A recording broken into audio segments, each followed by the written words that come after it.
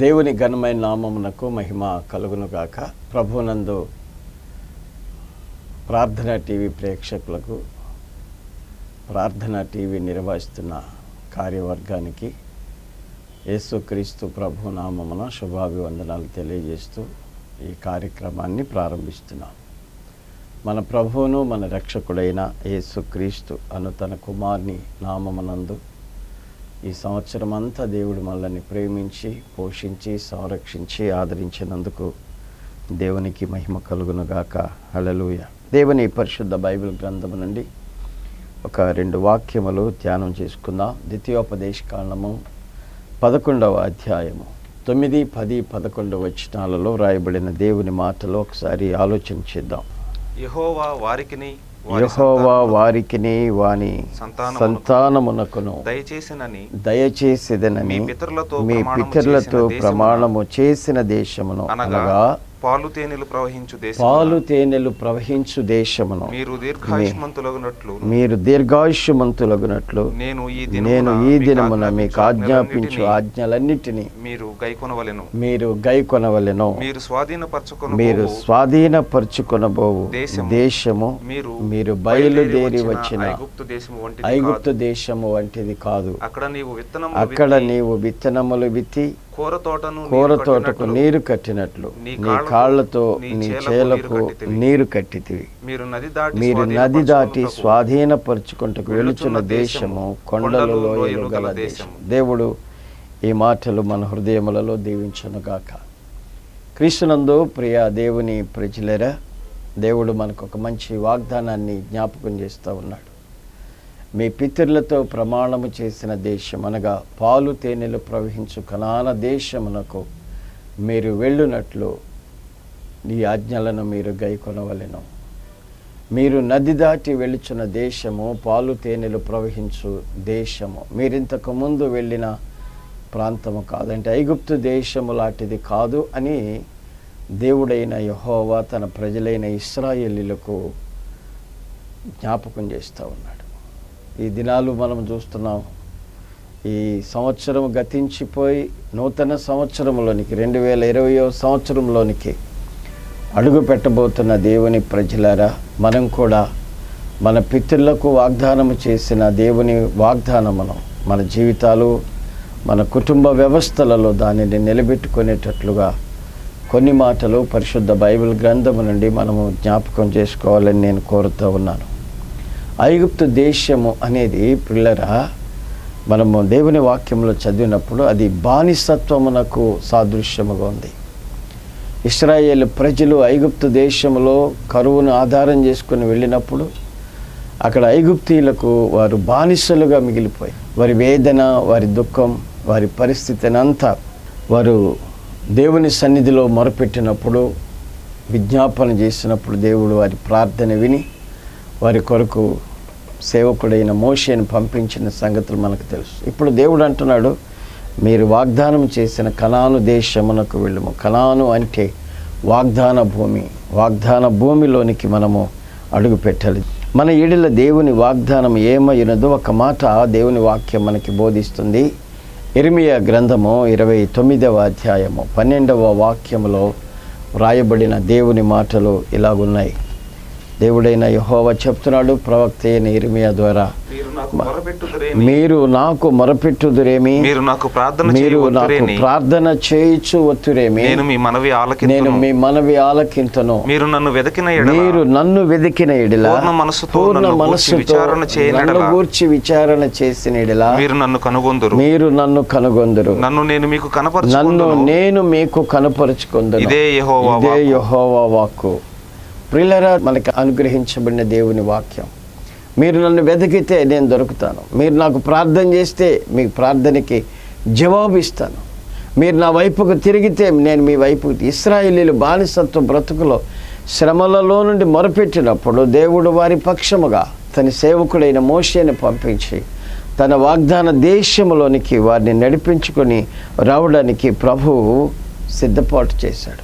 ఇది దేవుని ప్రణాళిక.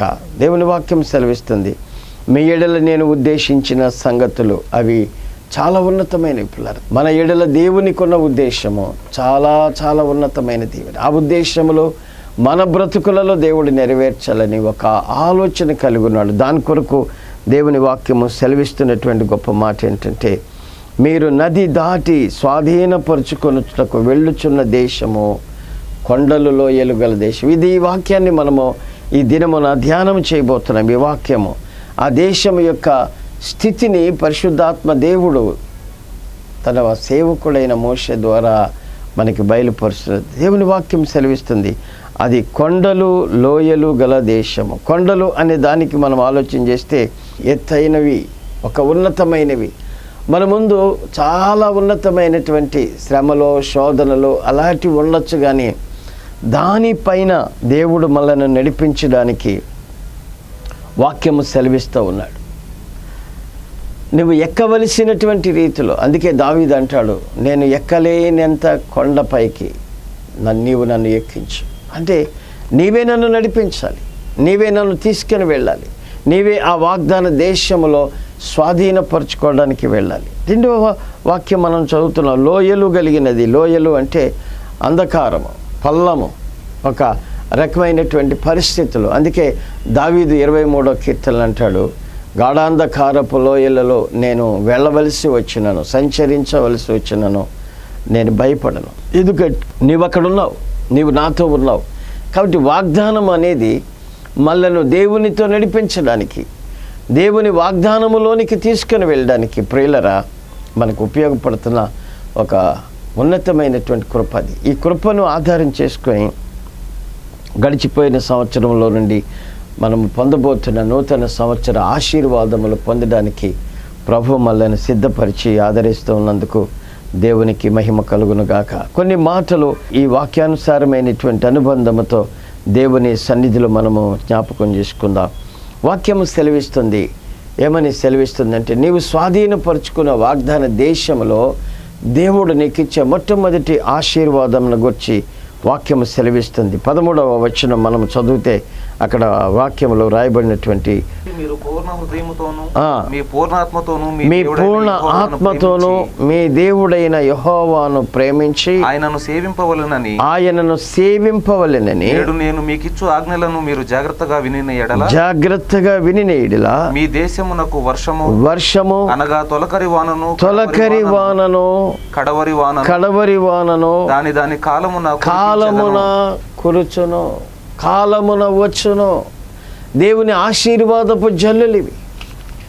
దేవుడు తన ప్రజలైన ఇశ్రాయేలీలకు కాలమును బట్టి సమయాలను బట్టి వారికి అనుగ్రహించబడబోయే దీవెనలు, వారు సంపాదించుకొనవలసిన కృప, దాని కాలమున మనము నడుస్తూ వెళితే, వాగ్దానమును మనము స్వాధీనం చేసుకోవడానికి ప్రయాసపడితే ఆయన అంటున్నాడు, దాని కాలములలో ఈ ఆశీర్వాదపు జల్లులు, వర్షపు జల్లులు మన మీద పడినప్పుడు అది ఫలిస్తుంది.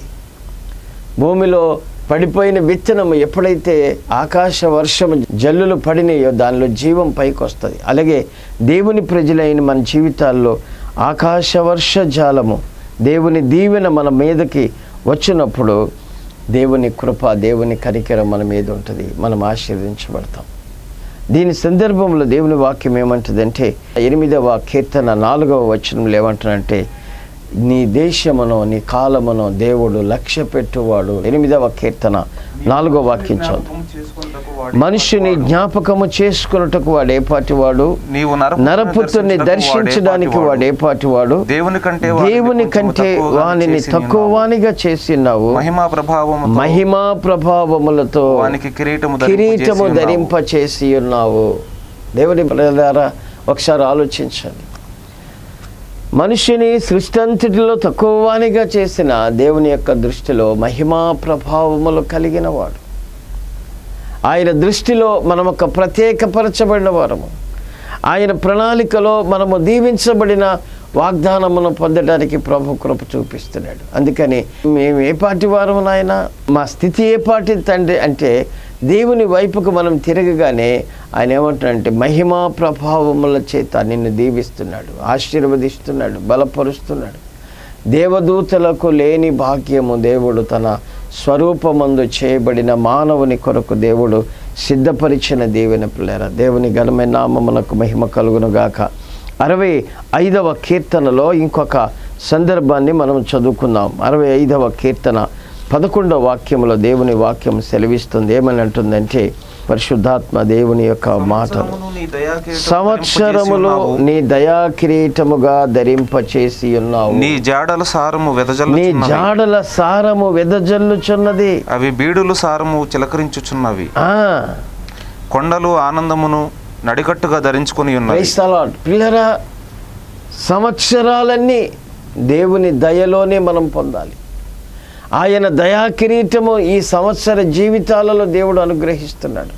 మనము జీవించవలసిన జీవిత కాలములో ఆయన అంటున్నాడు, సంవత్సరములో నీకు దయా కిరీటముగా నేనే ఇస్తున్నాను. దేవునికి స్తోత్రం. దేవుడు ఇచ్చే ప్రతి సంవత్సరం, దేవుడు అనుగ్రహించిన ప్రతి సమయము అది మన మీద దయగా, దీవెనగా, ఆశీర్వాదకరముగా ఉండడానికి ప్రభు సంకల్పాలు మన మీద నెరవేరడానికి ప్రభు మాట్లాడుతున్నాడు. పిల్లరా, ఈ సమయంలో ఒకసారి ఆలోచించండి. ఇదిలో దేవుడు మన జీవితాల్లో, మీరు నది దాటి, ఇది దాటి వెళుతున్నారు. ఈ 2019వ సంవత్సరం దాటి మనం వెళ్ళబోతున్న మన యొక్క సంవత్సరము అది ఆశీర్వాదకరముగా అయిన సంవత్సరముగా, అది దీవెనకరమైన సంవత్సరముగా, దేవుని యొక్క మహిమ దాని మీద కృమ్మరించబడి మన కుటుంబాలు దీవించబడిన సంవత్సరాలుగా ఉండునట్లు ప్రభు మన జీవితాలతో మాట్లాడుతున్నటువంటి గొప్ప మాట. పిల్లరా, దేవునికి మహిమ కలుగును గాక. దేవునికి స్తోత్రం. క్రీస్తునందు ప్రియ దేవుని ప్రజలారా, దేవుని వాక్యం సెలవిస్తుంది, యెహోవా కన్నులు సంవత్సరాది మొదలుకొని సంవత్సరాంతము వరకు ఎల్లప్పుడూ దాని మీద ఉండును. దేవునికి మహిమ ఎంతైనా మనం చెల్లించాలి పిల్లరా. సంవత్సరాది మొదలుకొని సంవత్సరము నుండి సంవత్సరం వరకట దేవుని యొక్క దృష్టి మన మీద, మన బిడ్డల మీద, మన కుటుంబాల మీద, మన సంఘాల మీద దేవుని దృష్టి, ప్రణాళిక మనకు అనుగ్రహించబడింది. కనుక మన జీవన వ్యవస్థలో దేవుని వాగ్దానాన్ని స్వతంత్రించుకునే వారుగా ఉండాలి.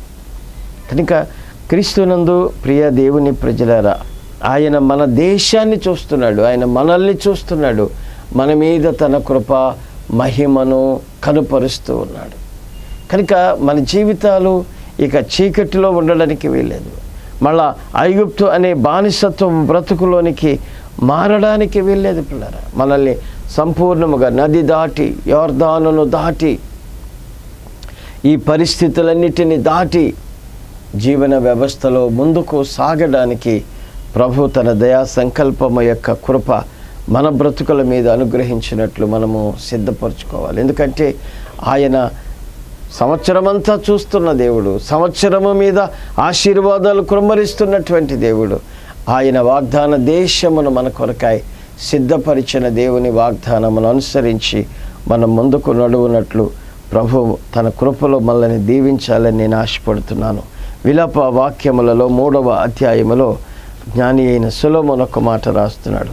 3వ అధ్యాయము 23వ వచనం, అనుదినము నూతనముగా ఆయనకు వాత్సల్యత పుట్టుచున్నది. నీవు ఎంతైనా నమ్మదగిన వాడవు. యెహోవా నా భాగమని నేను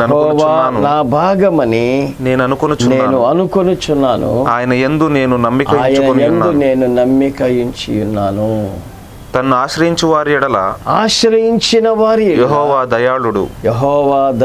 తన్ను వెదకిన వారి ఎడల ఆయన దయచూపువాడు. నరులు ఆశ కలిగి యెహోవాను అనుగ్రహించు రక్షణ కొరకు ఓపికతో కనిపెట్టుకొనుట మంచిది. ఈ మాటలు ఎంత ఆశీర్వాదకరమైన ఒకసారి చూడండి. వాక్యము సెలవిస్తుంది, అనుదినము ఆయన ప్రేమించిన మనుషుల మీదట నూతనమైన వాత్సల్యత, దేవుని వాత్సల్యత మన మీద కలుగుతుంది పిల్లరా. దేవునికి మన మీద ఎంత ప్రేమ ఉందో, ప్రతిదినము తన బిడ్డలను ఆయన ప్రేమిస్తూ ఉన్నాడు. ప్రతిదినము ఆయన వాత్సల్యత మన మీద ఉంచుతున్నాడు. ప్రతిదినము మన పట్ల ఆయన కృపను ఉంచుతూ ఉన్నాడు. మన జీవన వ్యవస్థలో ప్రతిదినము ఏ రోజుకు ఆ రోజు దేవుడు తన కృపను మన మీద ఉంచి మనల్ని నడిపిస్తూ ఉన్నాడు. ఆయనకు వాత్సల్యం పుట్టుచుంది. అయితే ఆయన నడిపిస్తున్న దేవుడు కనుక మనం చేయాల్సిన పని ఒకటి అక్కడ కనబడుతుంది. ఏంటంటే, నీవు నాకు మొరపెట్టు, నీవు నా వైపుకు తిరుగు, నీవు నన్ను నమ్ముకో, నా సన్నిధిని నిరీక్షణ కలిగి ఉండు. పిల్లరా, ఆయన సన్నిధిని మనము కలిగి ఉన్నప్పుడు, ఆయన మీద మనము ఆశ పెట్టుకొని ఉన్నప్పుడు, ఆయన కృప కొరకు కనిపెడుతూ ఉన్నప్పుడు, దేవుడు అంటున్నాడు, నా రక్షణ కొరకు నీవు కనిపెడితే నిన్ను నేను నిత్యము నడిపిస్తాను, దీవిస్తాను, ఆదరిస్తాను, సంపూర్ణమైనటువంటి ఒక దీవెనకు పాత్రలుగా చేస్తాను. పరిశుద్ధ గ్రంథం మనకి బోధిస్తున్నటువంటి సత్యం ఇది పిల్లరా. దేవుని పరలోకపు వాగ్దానములు మన మీద నిలబడడానికి ప్రభు సహాయం చేస్తున్నాడు. కాబట్టి ఎంత ఉన్నతమైన సత్యం మనకి బోధించబడుతుందో ఒకసారి ఆలోచించాలి. ప్రతిదినం అనేకులు దినాలు చూడాలని ఆశపడి చూడలేకపోతున్నారు. మనమైతే తన కృపను బట్టి సంవత్సరాది మొదలుకొని సంవత్సరాంత వరకు 365 రోజులు ఆయన కృపను మన మీద ఉంచి, ఆయన కార్యముల చేత మనల్ని దీవిస్తూ మనల్ని బలపరుస్తున్న దేవునికి మనం ఎంతైనా కృతజ్ఞత కలిగి ఉండాలి. ప్రతిదినం ఆయన గడప యొద్ద కనిపెట్టాలి, ఆయన రక్షణ కొరకు ఎదురు చూడాలి.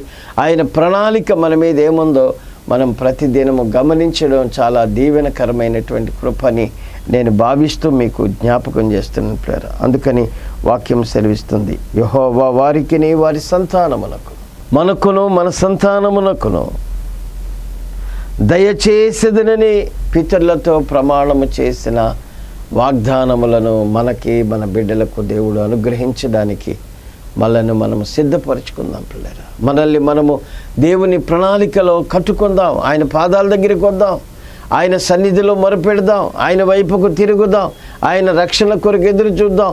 అనుదినము ఆయన వాత్సల్యతను మనకు అనుగ్రహించబడినట్లు మనలను మనము సిద్ధపరచుకోవడం మనకెంతైనా ఆశీర్వాదము అని దేవుని వాక్యం సెలవిస్తుంది.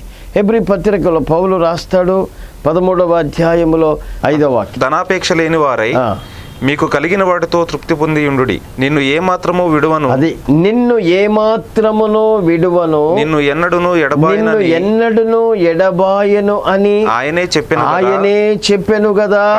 కాబట్టి ప్రభువు నాకు సహాయుడు, నేను భయపడను, నరమాత్రుడు నాకేమి చేయగలడు అని మంచి ధైర్యముతో చెప్పగలవారమై ఉన్నాము. దేవుడికి స్తోత్రం. పిల్లల, వాక్యము సెలవిస్తున్నటువంటి అష్యూరెన్స్ ఏంటంటే, ఆయన నిన్ను ఏమాత్రమో విడువడు, నిన్ను ఎన్నడను ఎడబాయనని ఆయన చెప్పాను. ఆయన వాగ్దానం చేశాడు, విడువను ఎడబాయను ఏమాత్రం. కాబట్టి పిల్లరా, విడువని ఎడబాయని దేవుని సన్నిధికి వచ్చాం కనుక మనం చేయాల్సిన పని ఏంటంటే, ప్రభువు నాకు సహాయకుడు, ప్రభువు నాతో ఉన్నాడు, ప్రభువే నా పక్షముగా తన కార్యములు జరిగిస్తున్నాడని మనం నమ్మాలట. మనం సాక్ష్యం ఇవ్వాలి. దేవుని కొరకు మనము నిలబడగలిగినటువంటి సంపూర్ణత, విశ్వాసము మన జీవితాలలో కలిగి ఉండాలి. ప్రభువు నాకు సహాయకుడు. దానియేలు గ్రంథములో మనము చదివినప్పుడు పిల్లరా, అజరియా, అననీయ, మిషాయేలును ముగ్గురు ఒక చక్కని మాట అంటారు, మేము సేవించుచున్న మా దేవుడు మమ్మను రక్షించి తప్పించుటకు సమర్థుడు. ఒక గొప్ప సాక్ష్యం.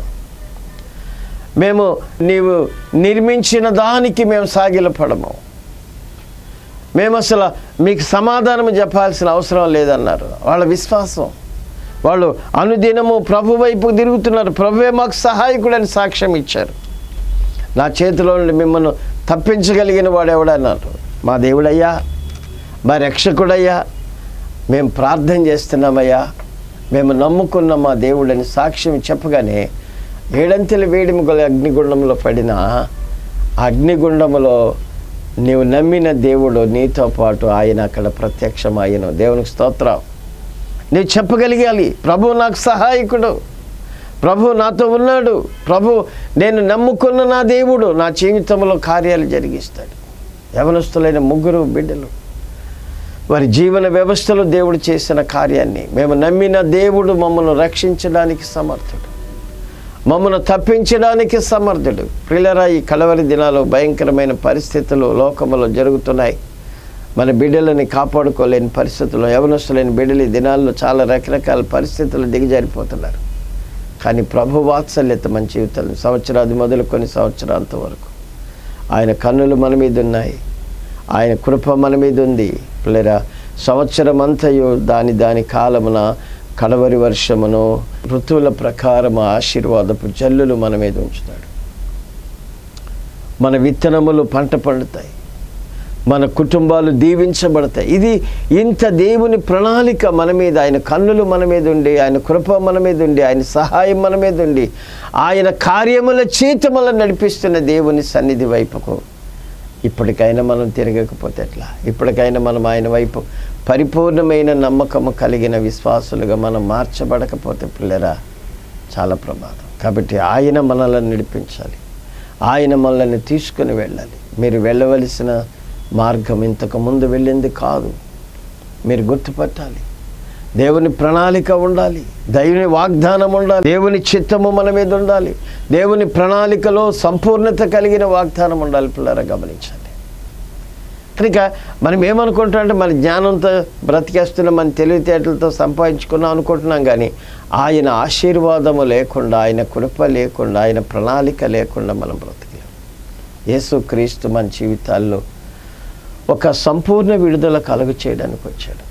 ఆయన చేసిన గొప్ప కృప ఏంటంటే, అపరాధము పాపములలో చచ్చిన వారమై ఉండినప్పుడు దేవుడు తన ప్రేమ చేత మనల్ని బ్రతికించాడు. అదే క్రిస్మస్ మనం చేసుకున్నాం. క్రిస్మస్ యొక్క ఆనందం ఏంటంటే, అపరాధములు పాపములలో చచ్చిన మళ్ళను బ్రతికించాడు. బ్రతికిన మళ్ళను, రక్షణ పొందిన మళ్ళను, దేవుని కృప వైపుకు కలిగిన మళ్ళను ఇదిగో వాగ్దాన దేశం వైపుకు నడిపిస్తున్నాడు. ఐగుప్తు దేశము నుండి వాగ్దాన దేశం వైపుకు మళ్ళీ నడిపిస్తున్నాడు. నరకము నుండి నిత్య జీవములోనికి నడిపిస్తున్నాడు. ఆయన ఉన్నతమైన వాగ్దానం ఇది. పిల్లరా గమనించండి, ఆయన మహిమలోనికి మనము వెళ్ళాలి. నా మాట విని నన్ను పంపిన వాని యందు విశ్వాసముంచు ప్రతివాడు నశింపక నిత్య జీవము పొందినట్లు దేవుడు ఆయనను అనుగ్రహించాడు. యేసుక్రీస్తు ఈ లోకానికి వచ్చి మనకిచ్చిన గొప్ప ఆశీర్వాదం ఏంటంటే, సంవత్సరాలు పండుగలు చేసుకోవడానికి కాదు, కానీ సంవత్సరములు దయాకిరీటము ధరింపు చేసినప్పుడు ఆ సంవత్సరములను ఆధారము చేసుకొని, ఆయన కృపను ఆధారం చేసుకొని వాగ్దాన దేశం వైపుకు, నిత్య జీవము వైపుకు, పరలోక సంబంధమైన కృప వైపుకు మనము జీవించాలని, సిద్ధపరచుకోవాలని, దేవుని ప్రణాళికలో మనము బ్రతకాలని ప్రభు తన కార్యముల చేత మనల్ని నూతనపరుస్తున్నాడు. ఇన్ని కార్యాలు చేసిన దేవుడు, ఇంత కృప ఇచ్చినటువంటి దేవుని సన్నిధిలో పిల్లరా మనము ఆయనను నమ్ముకుందాం. ఆయన రక్షణతో మన జీవితాలు ముందుకు నడిపించుకుందాం. ఆయన ప్రణాళికలో మన జీవన వ్యవస్థని కొనసాగించుకోవడం మనకు అనుగ్రహించిన గొప్ప సమయం ఇది, గొప్ప తరుణం. మరి ఒక సంవత్సరం దేవుడు మనకి ఇవ్వబోతున్న సంవత్సరంలో దేవుని దీవెనలో మన జీవితాలు స్థిరపరచబడాలి. దేవుని ప్రణాళికలో దైవ చిత్తము మన బ్రతుకులలో వెతకాలి. పిల్లరా, అలాంటి కృపలో మనం జీవించడానికి ప్రభు మనకు తరుణాన్ని ఇస్తున్నాడు. ఈ దినం ఈ ప్రార్థన టీవీ ఛానల్ ద్వారా దేవుడు మిమ్మల్ని కలుసుకొని మీతో మాట్లాడడానికి ప్రభు కృప చూపించినందుకు నేను ఎంతో దేవునికి స్తుతి చెల్లిస్తున్నాను. దేవుని నామానికి మహిమ కలుగునట్లు చెల్లిస్తున్నాం. పిల్లరా, మనము కలిగిన మన దేవుని సన్నిధిని మర్చిపోకూడదు. ఇదిగో దివారాత్రుల్లో ఆయన తన సన్నిధిని మనతో ఉంచాడు. ఆయన ఇచ్చిన వాగ్దానము ఒకటి జ్ఞాపకం చేసుకొని దేవుని వాక్యములోనికి మనము ముగింపులోనికి వెళ్దాం. ద్వితీయోపదేశకాండం 11వ అధ్యాయములో దేవుని వాక్యము సెలవిచ్చిన ఒక మాటను మీకు జ్ఞాపకం చేస్తాను. పిల్లరా, 22వ వచనము చదువుకుందాం. మీరు మీ దేవుడైన యెహోవాను ప్రేమించి ఆయన మార్గములన్నిటిలో నడుచుచు ఆయనను హత్తుకొని మీరు చేయవలెనని నేను మీకు ఆజ్ఞాపించి ఆజ్ఞలన్నిటిని అనుసరించి జాగ్రత్తగా నడుచుకొనవలెను. అప్పుడు యెహోవా మీ ఎదుట నుండి ఈ సమస్త జనములను వెళ్ళగొట్టును. మీరు మీకంటే బలిష్ఠులైన గొప్ప జనముల దేశములను స్వాధీనపరచుకొందురు. Praise the Lord. పిల్లలు గమనించండి, వాక్యం ఏమంటుందంటే, మీరు మీ దేవుడైన యెహోవాను ప్రేమించి ఆయన మార్గములన్నిటిలో నడుచుకొనొచ్చు ఆయనను హత్తుకొని మీరు చేయవలెనని నేను మీకు ఆజ్ఞాపించు ఆజ్ఞలన్నిటిని అనుసరించిన ఎడలా. దేవుని మనకిచ్చిన వాగ్దానం ఇది. ఆయన మాటలు, సమయం, ఆయన వాగ్దానం. ఆయనను ప్రేమించేవారు మనం నడుచుకుంటప్పుడు, మనం వెళ్తున్నప్పుడు ఆయన మన ముందు తన కార్యాలు, మనం స్వాధీనపరచుకునవలసిన స్థానములన్నిటినీ సంపూర్ణముగా నీకు, నీ కుటుంబానికి, బిడ్డలకు, మన ముందున్న సేవకు దేవుడు ప్రత్యేకముగా అనుగ్రహించి దీవించి బలపరచాలని నేను ఆశపడుతున్నాను. అలాంటి కృప, అలాంటి కార్యము దేవుడు మనందరికీ అనుగ్రహించి దీవించను గాక. ఆమేన్. ప్రార్థన చేసుకుందాం. ప్రేమగల మా తండ్రి, ఈ టీవీ ఛానల్ ద్వారా అనుగ్రహించబడిన ఈ అవకాశం, దేవా ప్రభువా, నీవు ఇచ్చినటువంటి మాటలు కొన్నిటిని ప్రజలకు బోధించడానికి సహాయం చేశాం. విత్తబడిన ఈ మాటలు హృదయాలకి, తలంపులకు, జీవితాలకు, నాయన మా అనుదిన బ్రతుకులకు కావలి ఉండునట్లు సహాయం చేయండి. అంతేకాదు ప్రభువా, నూతన సంవత్సరంలో మేము ఎలాగో ఆశీర్వదించబడాలో, నూతన సంవత్సర దీవెనలు మా బిడ్డల మీద, కుటుంబాలకు ఎలా ఉండాలో మాకు అనుగ్రహించిన ఈ సందేశాన్ని బట్టి మీకు వందనాలు చెల్లిస్తూ, ప్రసరించబడుతున్న ఈ ఛానల్ను దీవించండి, పనిచేస్తున్న బిడ్డలను దీవించండి. ఈ ఛానల్ ద్వారా ఈ ప్రేక్షకులందరూ ఎంతమంది వింటున్నారు వారందరికీ ఆశీర్వాదము, కృపను, దీవెన అనుగ్రహించమని, ఘనత, మహిమ, ప్రభావములు మీరే పొందుకొనమని మీ చేతులకు అప్పగిస్తూ యేసు పరిశుద్ధ నామమున ప్రార్థించి వేడుకుంటున్నాము తండ్రి. ఆమేన్, ఆమేన్, ఆమేన్. మన ప్రభు అయిన యేసు క్రీస్తు యొక్క కృప, తండ్రి అయిన దేవుని ప్రేమ, పరిశుద్ధాత్మ యొక్క ఆశీర్వాదము మనకిని, బిడ్డలకు, కుటుంబాలకు సదాకాలము తోడై నడిపించి దీవించును గాక. ఆమేన్.